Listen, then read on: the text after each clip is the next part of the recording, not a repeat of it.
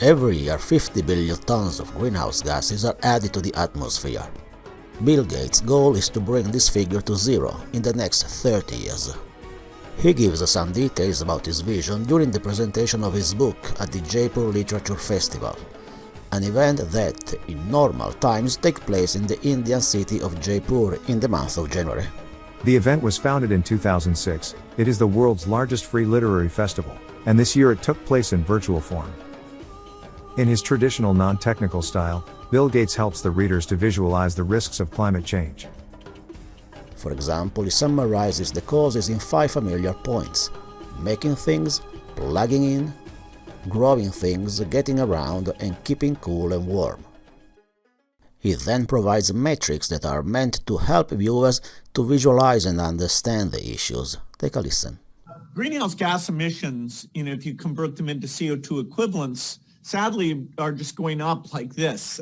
You get little wiggles for economic depression, or the pandemic has brought them down somewhere between 5 and 10%. But as the world's developed, we keep going up, and yet our goal is to go down. And so, having that number 51 billion in mind allows you to look at any intervention and see as a percentage of 51 billion how impactful that is. The 2 other metrics that I'd love for people to take away from the book. One is understanding the sectors of emission. It's not just electricity and passenger cars. Transportation includes aviation. You've got agriculture at 19%, heating and cooling 7%. But the one that people are probably the least aware of is the biggest slice there, which is that manufacturing piece that includes cement and steel. And in a way, we've over-focused, we've put most of our efforts into the easier things like passenger cars and renewable energy sources. We also need to get going on the hard stuff, because if your goal is zero, you don't get to skip anything. The final metric that maybe we'll talk about more is this idea of how expensive is it to do things in a green way. And so I compare like buying a gasoline car to an electric car. And there, the green premium, we can show this slide, the green premium is not that high. And because the volume has gone up and the competition is going up, that green premium over the next 10 to 15 years with cheaper batteries, better range, that will go to zero. Whereas for something like cement, you see that a ton costs almost twice as much. And so, 51 billion source of emission, and the idea that this green premium is the metric that we have to drive down so that we can say to all the countries of the world, hey, buy the green stuff in 2050, and they won't push back because of the incredible increased cost that right now they would have to pay. Bill Gates presents a technology that he believes will make it possible to reach the zero-emission goal. And when he says zero, he means zero. Any compromise could have the opposite result. For example, switching from coal to gas in some economies could result in a reduction of emissions, but it would lock the same economies into gas, which is not carbon-free. To reach the net zero future, the focus is on technologies. Some are mature, some are at the early stage, some are badly needed. Yeah, the most mature would be the electric cars with the lithium-ion battery, the solar and land-based wind. Kind of in the middle are things like offshore wind. And there the UK is a leader in saying, okay, we're going to buy a lot of this. Who can give it to us at the lowest green premium? And the beauty of that is that then there will be innovation. How do you anchor those things so they stay in the storm? And, how do you connect the electricity? That green premium has started to come down. And for the entire world, offshore wind, I think can be a big thing. Electric buses, China's doing a lot of the pioneering work there, making sure that the cost and how they work when it's hot and cold, but the volume is going up. The agricultural sector was the one that, if you'd asked me 5 years ago, I would have said, I don't even really see the path there.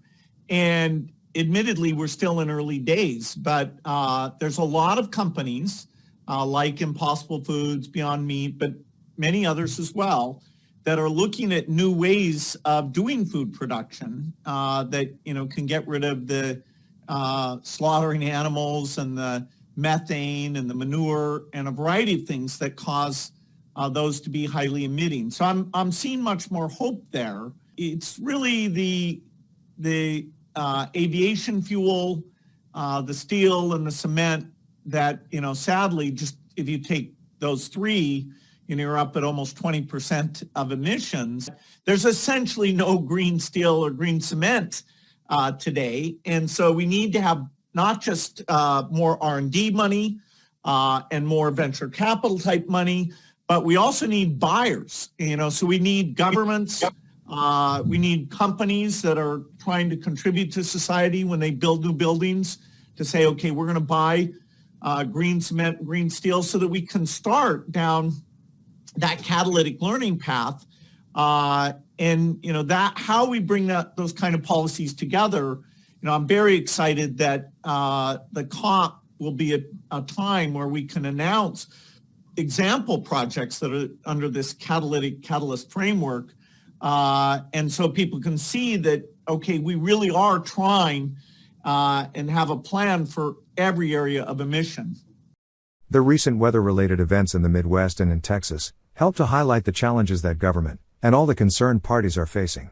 One of the things that is tricky, and the United States is experiencing a little bit of this with our Midwest weather challenge right now, is that the electricity sector, even as it uses onshore wind, offshore wind, and solar, we need to maintain reliability. And even during crazy weather events like big cold fronts or heat waves. And that's going to mean that we have to build a lot more transmission, which is politically can be difficult to get permitted. It also is going to mean we either need to store a lot of energy for those tough periods, which would take a miraculous invention to be able to store that much, or up to 25% of our sources will have to be non-weather dependent and yet green. And that's where, the question of can nuclear be cheap enough and safe enough? And can we get the public acceptance of that to be part of this energy ecosystem? It's a huge question. We have to pursue both the storage miracle and nuclear to make sure that one of them succeeds, because, the climate, just accepting defeat on this would, be so terrible for us. So I do think energy reliability, that's one where the open source model that Breakthrough Energy is doing will let people model the grid. David Mackay, who is part of the UK government, sadly passed away, he started this idea of, okay, let's get models going so that people can say, okay, which sources of energy do they like and how much transmission do they like? And in 2050, will it be cheap and green and reliable? So that's one that people may underestimate how tough the reliability will be, and yet it's so critical. During the Q&A, Bill Gates talks about some of the technologies that he finds of interest and in which he also has invested. These include the carbon capture and hydrogen. Take a listen. The key figure of merit is the cost per ton. When you can capture carbon either from the output, say, of a cement or steel or power factory, and there it's like 15% of the gases coming out of the chimney. If you go out and just take the air that's blowing around, of course, right now it's 410 parts per million, so it's a little harder. One of the companies I'm funding is working with Occidental and thinks they can get down to $100 a ton. Now, $100 a ton is still pretty high. If that's the only tactic you used, you take the 51 billion, you multiply by $100, that's 5 trillion a year, which is probably more than the world's likely to invest. I don't know how much below $100 we can get it. Can we get it to 50? If you could get it down to 10 or 20, okay, that is mind-blowing, but I don't think very likely. I hope some, crazy thinker can prove me wrong and make me look foolish for saying that can't be done, but we can't count on it. But it is sort of the ultimate way that if you can't decarbonize a process, that you just do the direct air capture to offset it. But, hopefully for most things, you don't have to use that because the cost per ton, I just don't see it being super, super low. You have to capture the carbon, you have to pressurize it, you have to put it underground somewhere where it's going to stay for a long time. Still fairly complex to do.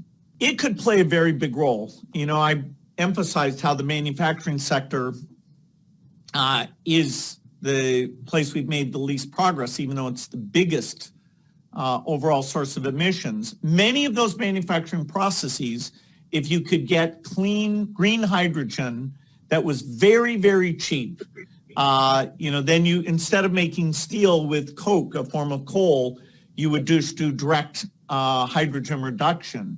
Now, I want to emphasize it's not clear how cheap we can make green hydrogen.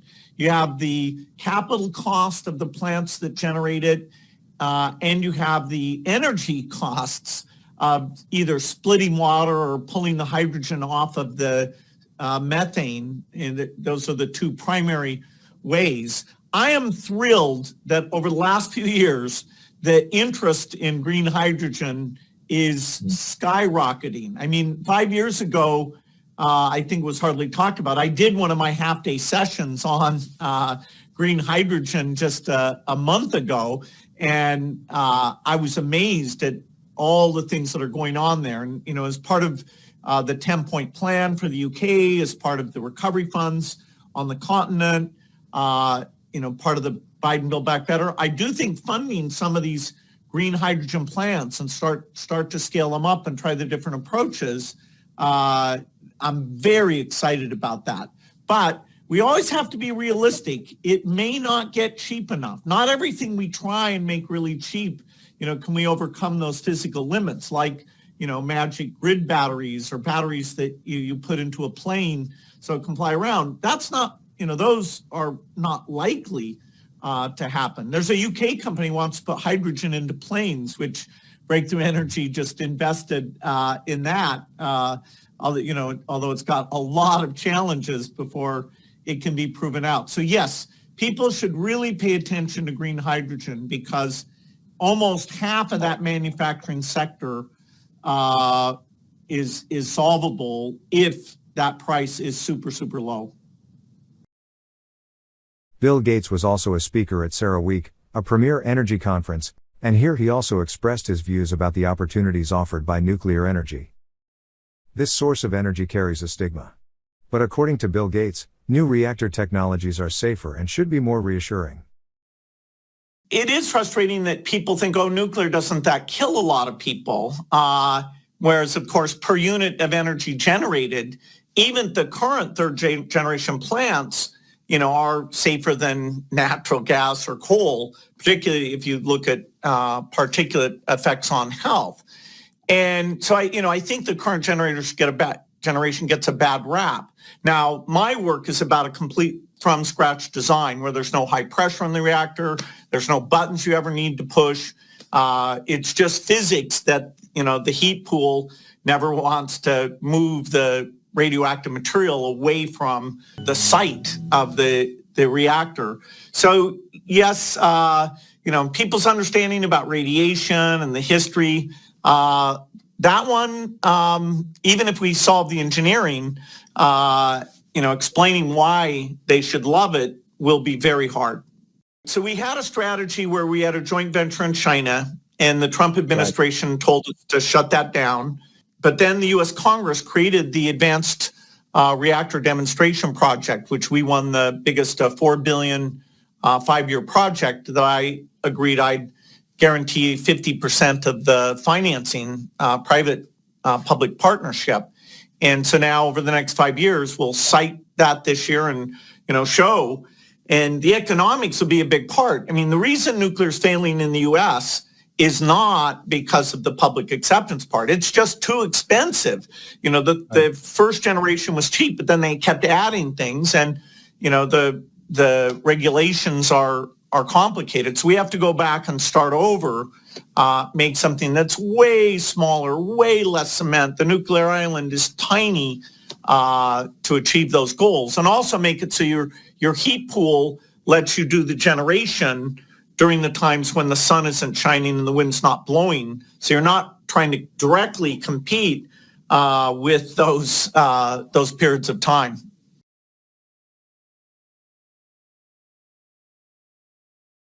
This is such a high priority for the Biden administration. I mean, he's articulated right up there with his work on the pandemic and equity issues. And because it's such a hard problem, it requires that level of prioritization. He's picked super good people. He's got John Kerry as his envoy, who's I've been talking to a lot because he has a lot of passion for the issue. But he's put climate people throughout the administration. It's not just this vertical thing. Even, like Brian Deese runs the Economic Council, has a very strong climate background. So I do think we'll get a lot of initiatives. I would say, though, a little bit ironically, we want climate to be a bipartisan issue because, we've got to have 30 years of progress, not just 4 years. And one thing that is important is that the responsibility of the U.S. and the U.K. is not just to drive their emissions to zero.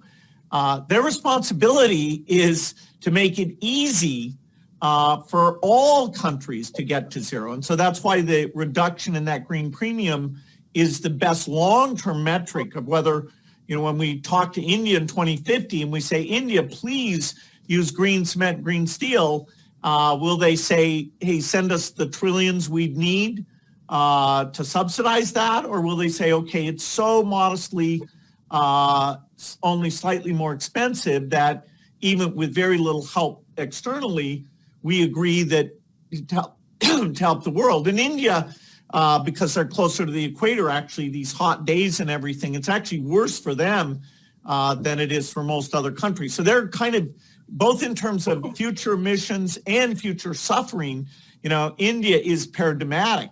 If we don't, help them and get them involved, then this whole thing doesn't go well. So, driving innovation, the UK is super good at that. It's emphasizing that remains a super strong priority. The US, and things like health research is by far the biggest spender, and we get a benefit that we have lots of companies that export those solutions. And so that paradigm we should apply to, green innovation as well. So Biden's off to a very good start. And, I think, we can give the younger generation credit that in this political round, it was more discussed by far than at any time in our history.